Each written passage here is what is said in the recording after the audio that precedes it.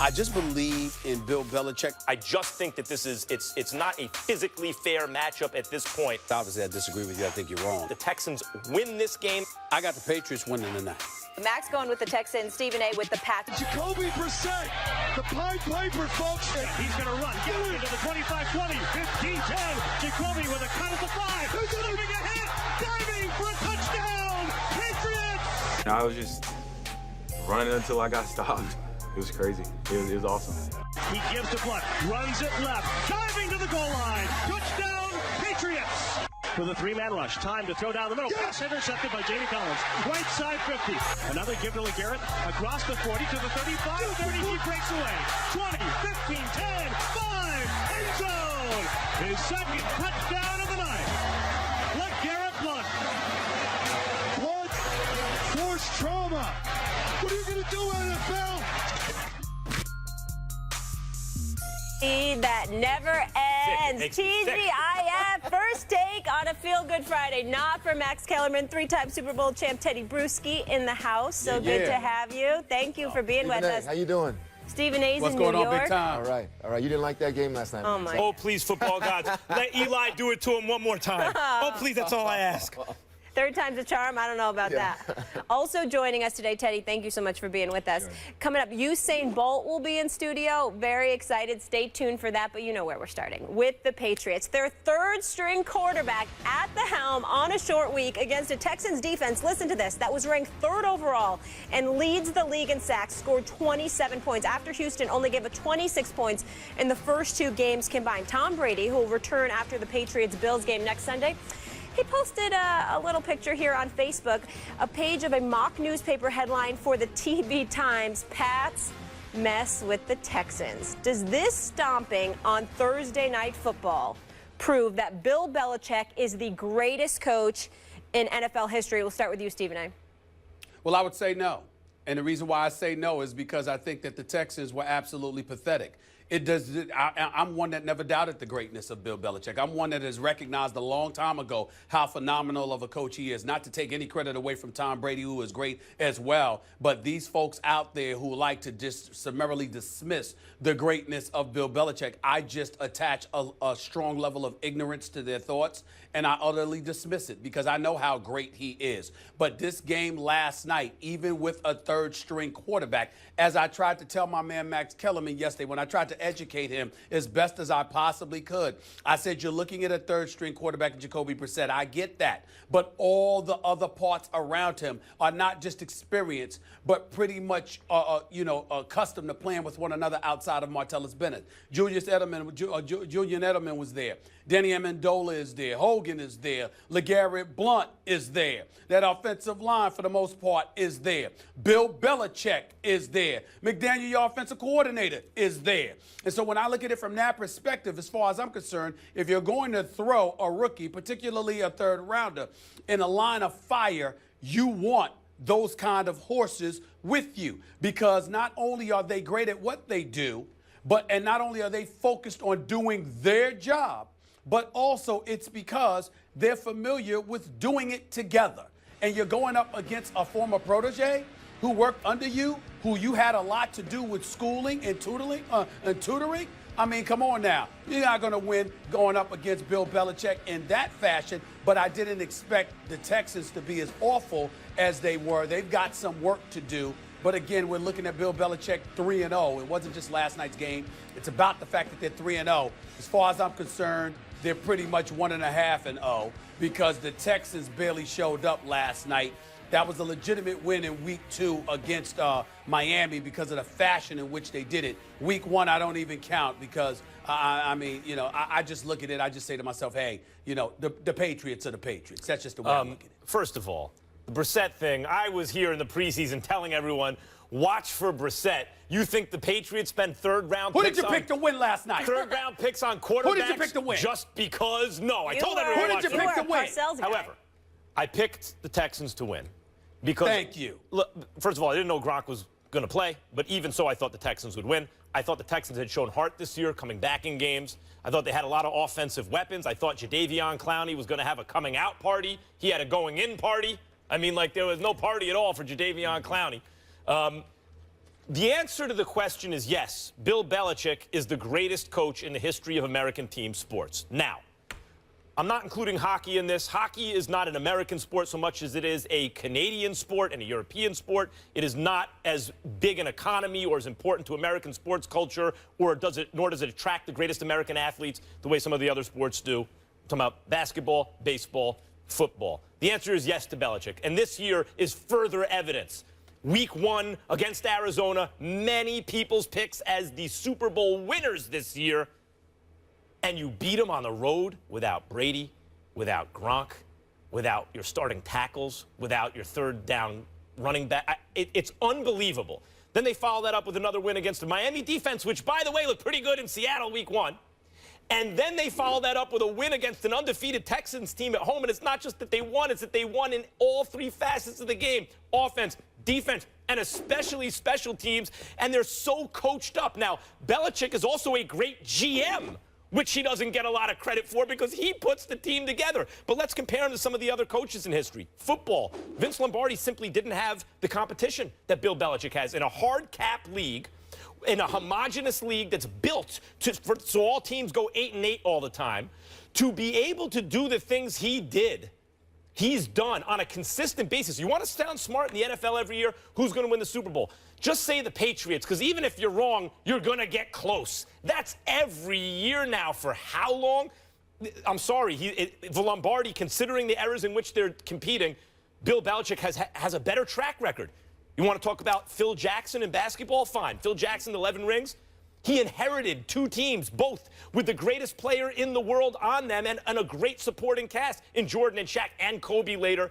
In a sport where if you run all the plays through your best player and you have a decent supporting cast, you're going to win. The players have a greater influence on the outcome of the game in basketball than in football, which is really more about the strategy of the coaches than having one player just dominate. You can't really go to college because they're coaching up kids, not adults. It's easier. It's a lower level. Apologies to, Nick Saban now or even John Wooden back in the day or Coach K. It's simply not the same. Baseball, the manager doesn't have as much influence as the coach. Casey Stengel also playing in a less competitive era. I'm sorry, not only I hate to say it, but this game is the latest evidence that Bill Belichick is, in fact, the greatest coach in the history of American team sports. He is. But what I know is why a lot of these players never get fazed by some of, like, Brady being suspended, Garoppolo going down, and all of a sudden you're playing now with Jacoby Brissett, a third-string quarterback, is because no position is ever overemphasized with Bill Belichick.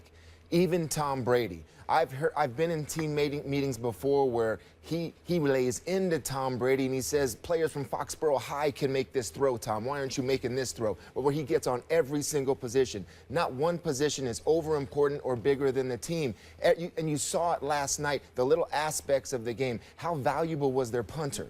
Right, their punter in Ryan Allen and sort of nailing him inside the 20-yard line. Steven Gostkowski and the way he kicks.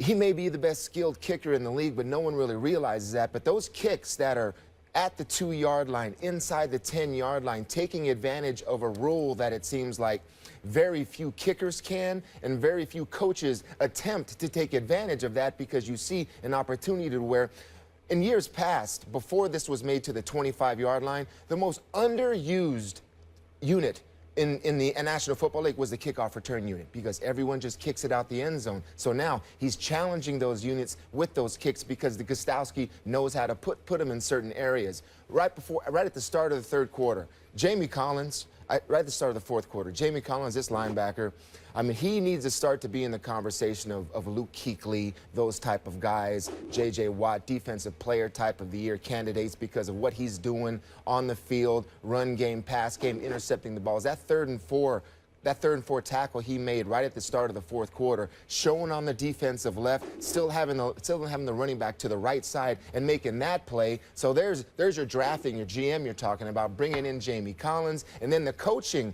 how he does with these players. On the next play, on 4th and 4, Malcolm Butler, no one knew anything about before the Super Bowl play, a very similar play again. Fuller to the sticks, jumps it, breaks up the slant. There's another possession. So those examples, and I'm not even talking about the offense because it's defense, it's special teams. These players know that there's more than, it's more the, than it's one the coach way. on the field, the strategy. It's coaching up the players who he drafts as the GM. It's amazing because people have been tweeting at me, how could you say Brady's the greatest quarterback and it's more about Belichick? And I think it's very straightforward, Stephen A. If two kids equally bright, one goes to community college, one goes to Harvard. At the end of 4 years, guess what? The kid who went to Harvard has an advantage. It's no, well, if the other kid, but the other kid didn't go to Harvard. He did. Well, if so-and-so would have had, if Peyton Manning would have had Belichick as a coach, it wouldn't even be close. Yeah, but he didn't. Tom Brady did. And he went from being just a quarterback who would have been excellent anyway to the best ever because of Belichick. And it's also how Coach Belichick coaches up his coaches. Okay? Josh McDaniels started on the defensive side of the ball. Matt Patricia, the defensive coordinator, started on the offensive line. Those type of ways. The way I've seen him put pressure on his coaches in practice is also the way he puts them on players. It's just there's no stone that's unturned, from kickoffs to punts to 3rd and 4 and third-string quarterbacks. It all matters. And all the players believe that it matters. Well, allow me, y'all gonna force me to play the devil's advocate because I have no choice here because, I mean, there's a Belichick love fest, and let me be very, very clear. I'm one of those people who definitely appreciates his greatness, but the reporter in me can't ignore some of the things that take place. I mean, you lost in the AFC Championship game to Indy. You lost 2 Super Bowls to Tom Coughlin. Red Auerbach, for example, even though that was in the 50s to the 60s, for crying out loud, there were 8 consecutive NBA championships that he won, Max. There was a guy by the name of Phil Jackson who's won 11 championships. 11. Much easier to do in that sport if you have the horses. Wait. Come on now. The fact of the matter is that regardless of whether it's easy or not, we're talking about coaching. It might but you have to be compared to you have to be compared to your contemporaries, and Phil Jackson has a contemporary in Greg Popovich, at least where they've overlapped, where you could say, boy, even when Popovich doesn't have the horses, he's still competing at the very top. Phil has to have the couple. I love Phil Jackson. I'm just saying we're splitting hairs because we're comparing him to Belichick. Belichick now, in an unbroken streak of how many years is it? It's going to be 2 decades pretty soon. Well, always in the running to win a Super Bowl every year. The better debate is Belichick's value to Brady's value. Because if you're going to say it like that, let's not act like Bill Belichick and the New England Patriots are going to be champions without Tom Brady. The fact of the matter is Tom Brady is sensational. We can't sit here and bloviate about the greatness of Tom Brady, what he brings to the table, how elite he has been as a quarterback, how some have called him the greatest quarterback of the modern day generation. Then in the same breath, throw that aside because of the greatness of Belichick. Belichick and Brady supplement one another. They complement one another. Yeah, but here's the difference, Stephen A. We can appreciate, hold on. We can appreciate that. But because we have to appreciate both, it also brings both into question as to where they rank on the pantheon because both are dependent on the other. No. In fact, Brady has benefited from being coached up, as Teddy Bruschi just said. He does this to all the players, being coached up by Bill Belichick. Look, there's no way you can take credit. Not true. There's no way you can take credit away from Belichick. When he had Matt Castle, they won 11 games. Did they win the Super Bowl? No. It was Matt Castle. They won 11 games. What did Matt Castle do after? What did he do after Belichick? So far this year, he has had a guy who has not played in the NFL in Garoppolo, followed by a true rookie quarterback in Brissett, and he's 3-0 this year, no Brady, including a road win against Arizona and beating an undefeated Texans team at home. 3-0. Add that to 11-5. It's now 14-5 when Tom Brady's not playing in recent years.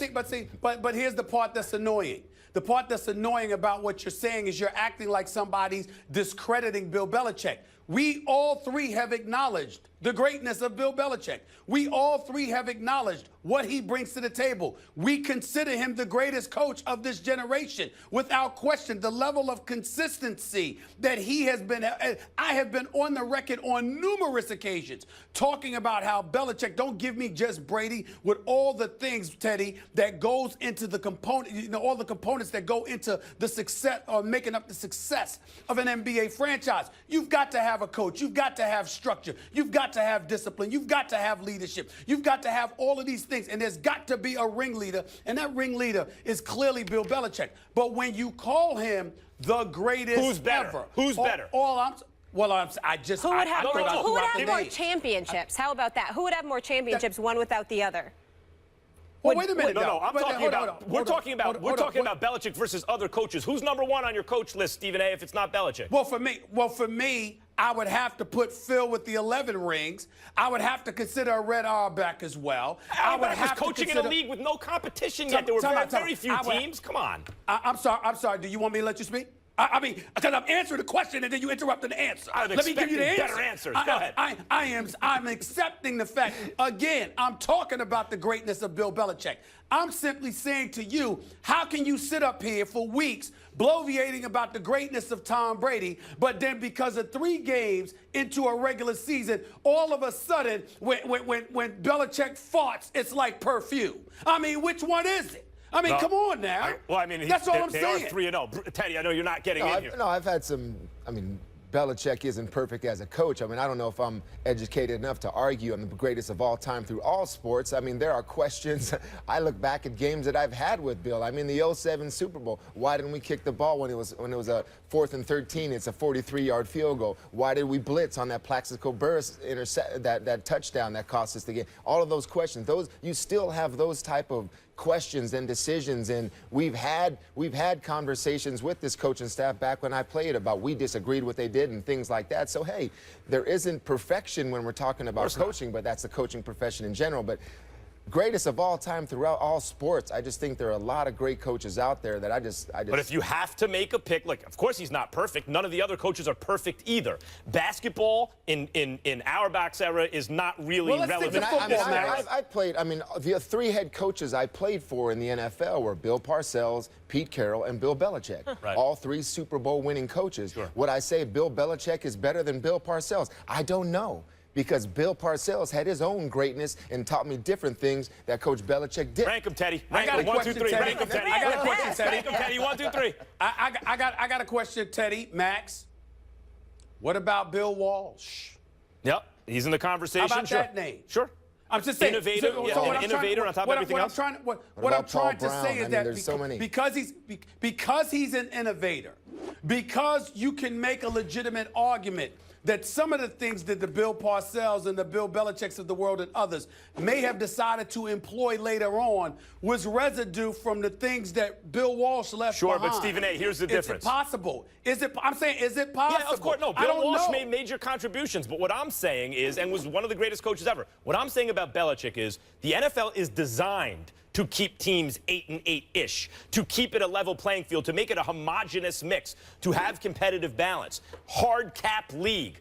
In that circumstance, what other team, name another franchise, where every single year, essentially they're making a run at the Super Bowl, and when they don't make the playoffs, they lost their starting quarterback for the whole season, still won 11 games. I'm a big Giants fan, great organization, not the Giants. You're a big Steelers fan, great organization, not the Steelers. Seattle with Pete Carroll's been fine, but they haven't done it for the length of time that Belichick has. And on top of all that, to win 4 Super Bowls along the way, and the only reason you didn't win the other 2 was because miracle throws by Eli Manning. I love Teddy how he throws out like he's got this encyclopedic knowledge, but he leaves out certain nuggets. Now, granted, the New England Patriots did beat the Seattle Seahawks in the Super Bowl. I recall Seattle being at the half-yard line and electing to throw a pass instead of giving the ball to beast mode. That was a mistake. So Bill Belichick deserves credit for that too? Well, I mean, listen. Stop at it. At the end, Stop is Pete Carroll a great coach? Yes. Is he a great Yes. coach? Yes or no? Yes. So 2 coaches, however they got there, one team won, one team lost. What do you want to say? I mean, they were also unlucky to lose against the Giants twice. He lost 2 Super Bowls. He could have easily lost a 3rd. All I'm saying is, don't act like it's not even a debate. It is. It is. It's debatable. Yeah, that's all I'm saying. And of course it's debatable. You can lose the debate, but of course it's debatable. Well, yeah, I'm waiting for you to win one. You're waiting for me to win one. I'm still waiting. Molly, Tick, can tick, someone tick. tell Stephen A. what's been going on this show for the last couple months? Please. Just because you talk the most don't mean you won. It just means we have to Oh, my You know listen. God, what now I I enjoy know you're most about this delusional. conversation, Teddy? Your earlier point, the value and attention paid to each position, because I would assume from a distance that certain positions would receive more and that they're all held to the same standard. So appreciate that. Also, besides the coaching, gentlemen, in terms of cash value, Jacoby Brissett, Jimmy Garoppolo combined are making 10 times less this season than one Jared Goff. They also know how to draft and spend their money as Belichick, well. Parcells. All right, leave him alone. It's never too yes, it is never too early to ask, with the Patriots getting off to a 3-0 start playing without Tom Brady. We want to know, will the Patriots go 19-0? Go on our First Take Twitter page and vote. We'll share those results a little later in the show. Teddy, thank you. Coming up next,